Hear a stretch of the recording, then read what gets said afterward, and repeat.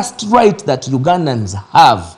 They don't have the right to good health because it is in shambles. They don't have the right to good infrastructure. They don't have the right to good education. The only right that Ugandans are remaining with, the only right, is making a decision through democracy. And once that window is closed, you say we are extremists. We have not declared war anywhere.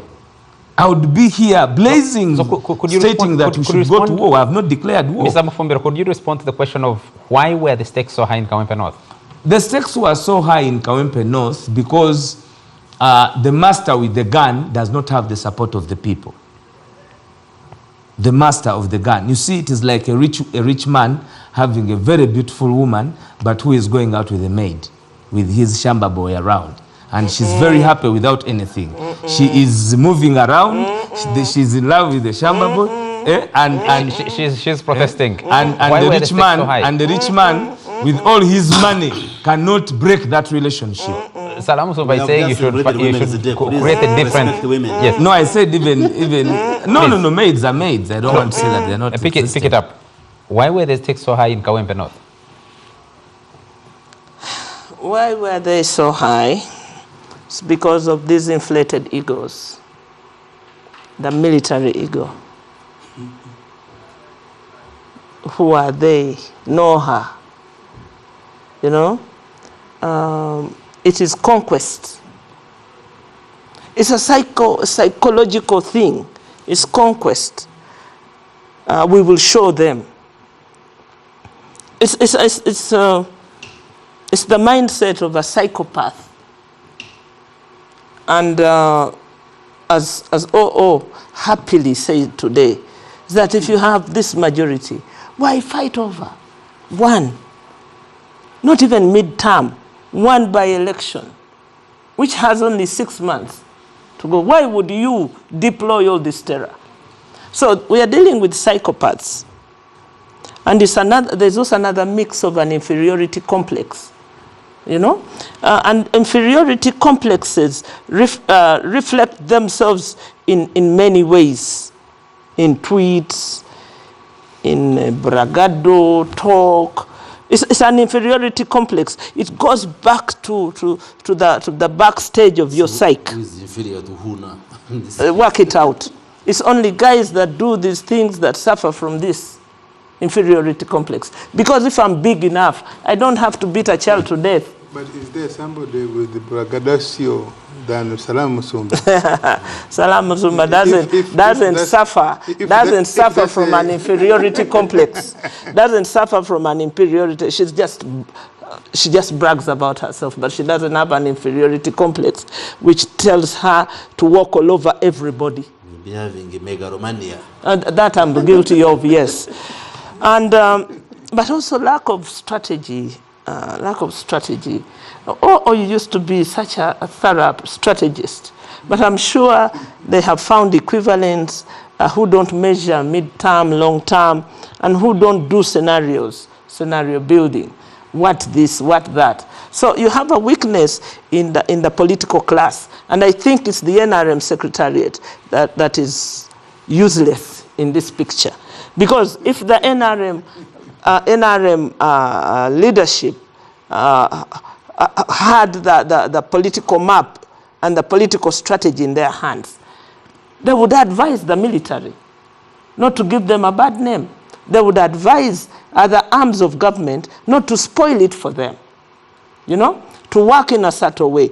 But because they have lost the plot, they are shabby. Maybe they are not even in control. So what are the stakes? The stakes was really to stamp their foot on Kampala, to stamp their foot on Buganda. We are here. Let's see what you do. Because how do you roll out military where? Going where? Descending on the people. With numbers, I mean, how on earth do you do this today? And what do you gain? So, those were the stakes, as stupid as they sound. They were.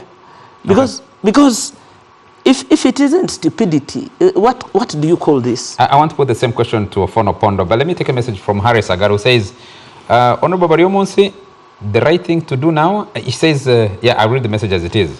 What Minister Bariomonsi is doing right now is called Okwekaza, defending the indefensible.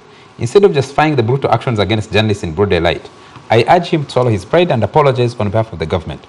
As the Minister of National Guidance, it's also his responsibility to guide the security personnel. He now has the opportunity here to do better, both for the safety of the press and the people of Uganda. Please, let him look into the camera and show leadership with an apology. Harry Sagara. I see, I'm coming to you in just 1 second. Let me take another message. Yes, Topisa Kiza just saying she's watching from Namungona and says, ask Honorable Chris, why is the government not responding to the post of General Mohozi on X? He has made threatening statements too.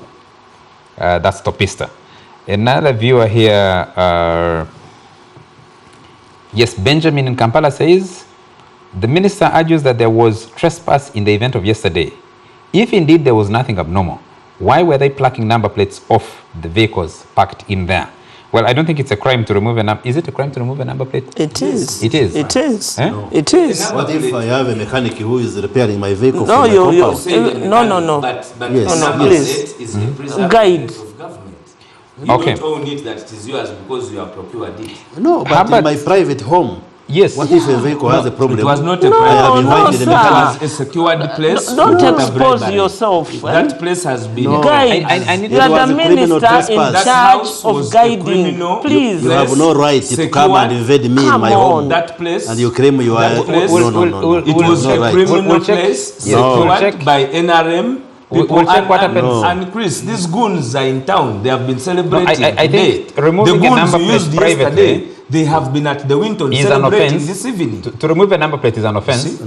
Just like an electricity pole doesn't belong to you even if you pay for it. It doesn't belong to you. The number plate belongs to the government. I think it doesn't belong You to can't what? even drive a vehicle in town Under when which you law? removed the Under number that plate. law. The Traffic and Road Safety Act should have a provision on number plates, but we'll interrogate that. I'm not We are sure. even Herbert, moving to digital number plates, and yes. you say that Herbert, it's not an you- offense. you to will remove the number regulations plates. under the digital number plates, you can't remove it. You can't tamper with when it. you're going to This to very garage, state- you put garage numbers. The very statement that was, even government remove has the- numbers, you it remove uses. Herbert, You do. Herbert Yesterday, Mugisa is that was watching us and resolved by the Minister says, of Internal Affairs. what happened in Kawempe North today is indeed a shame.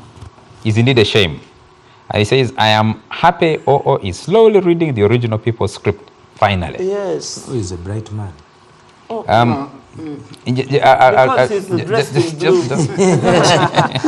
Saul Mugasa, I will. Saul Mugasa, thank you for watching the show. Ivan Okuda says, thanks for the show. The stakes and cost of political competition continue to increase with every election cycle in Uganda. We now have an entire generation of Ugandans that have been schooled Is that the Okuda who rings people? by the 1986 class that politics is a game of might of guns over ideas, might of violence over persuasion, might of terror over building consensus. In the end, we are sowing seeds of more cycles of violence that will take several generations to break. We need a new consensus as a nation, but who will bail the cat? Well, Why were the stakes so high in Kawempe North?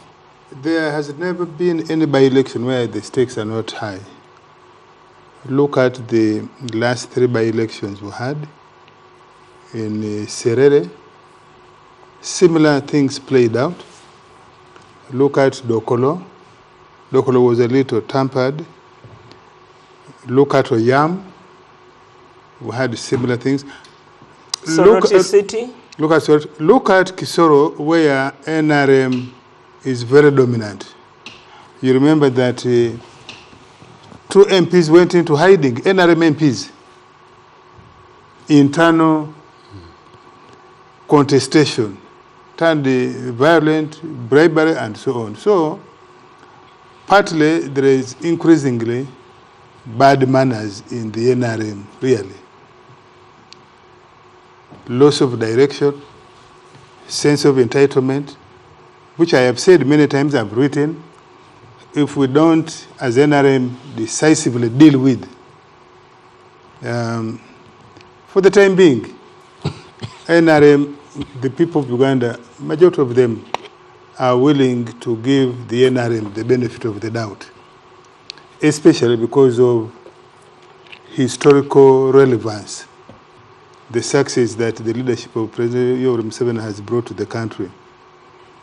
Don't mind what Mufumbiro says, that roads are in shambles. He says 30 years, 38 years. He was born in this government.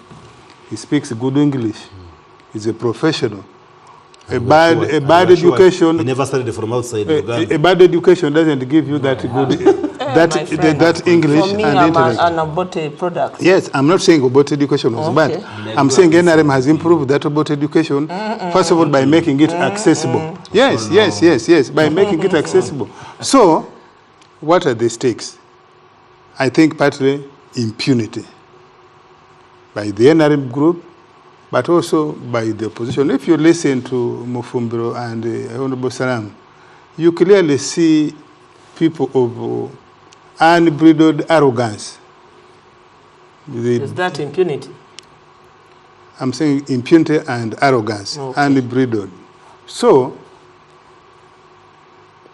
since 2017, when we amended the Constitution, remember this is where things actually started spiraling out of control.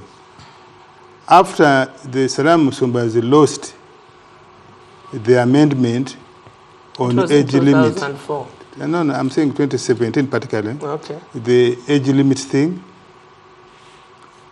There are groups, particularly in Buganda, that made Buganda constituencies, Buganda villages, social functions, no-go area to NRM MPs, NRM politicians who had supported that amendment. And because of some consideration, the state allowed them. That climaxed in 2020-2021, when these groups tried to make Buganda a no-go area. And if you look at the posture of NUP, that's what they have been driving at, to make sure that the next election, especially here where they think they have a majority, they are trying to do so. And therefore, Kawempe, they were using it as a test ground. I think the state machinery, particularly intelligence, sexed up the intelligence. Can you use another word? That's a better word for you and me. You know it. Come on. Sexing up. So, I think they fabricated, but they also put salt in that intelligence, overstating the intelligence about what NUP and other mischievous groups were planning. I think this is what, and I think this informed the deployment we saw throughout this campaign and the confrontation. Thirdly, I'm talking about the stakes. Yes. We have made elections and entering parliament a place for earning. So many people spend a lot of resources. Because you ask, why would 10 or 12 people run for one seat for 7 months? And each of them is spending and saying they want to go there, earning for 7 months. Why? Because somebody saw that if I enter, the likelihood of coming back in 2026 January election probably is high. Fourthly, I think from our side, there are people who sold a false story that they can turn the tide in favor of NRM. And therefore, we are willing to go out of their way to turn that tide. Oblivious of the democratic credentials NRM is supposed to show. And so they ended up where we have ended. But in my view, all is not lost. We make mistakes, we learn. We make mistakes, we learn. It is only people who do nothing who don't make mistakes. I think, and Honorable Bariomus and I don't think we have defended And for you have localized it assault on the journalists. No, nobody should be assaulted when we are doing a democratic process like elections. We shouldn't. We shouldn't usurp the authority of the Electoral Commission. We shouldn't. But for you have localized it on the journalists. How about the beating or the roughing up of Narukola? A candidate. Or on nomination day. On nomination day.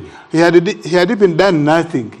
Why was he roughed up? They commanded him not to use his vehicle. Two.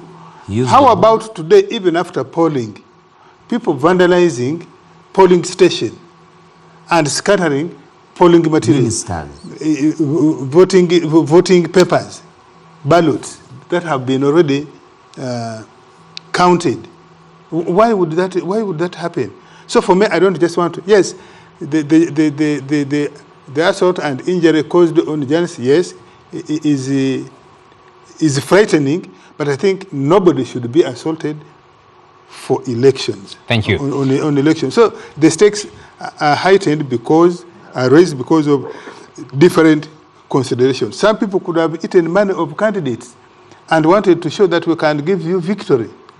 Yes, it is possible. But you also know that overstated intelligence is to get out operational funds. Yes, overstated intelligence. To complete their estates. Because ask yourself, and I don't agree with the Mufumbiro, even if you suspected that premise, somebody was committing an offense there, you report the police, you stay on watch, you don't go and invade somebody's property. Supposing Senyonyi had been beaten by the owner or by the askaris,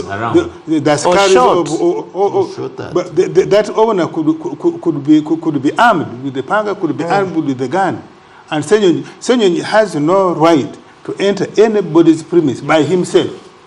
In fact, he was like, if it had been me, he wouldn't have left there alive. Mufumbiro, if you tried to come to my home because you are a candidate, because you are leader of opposition, I can dare you.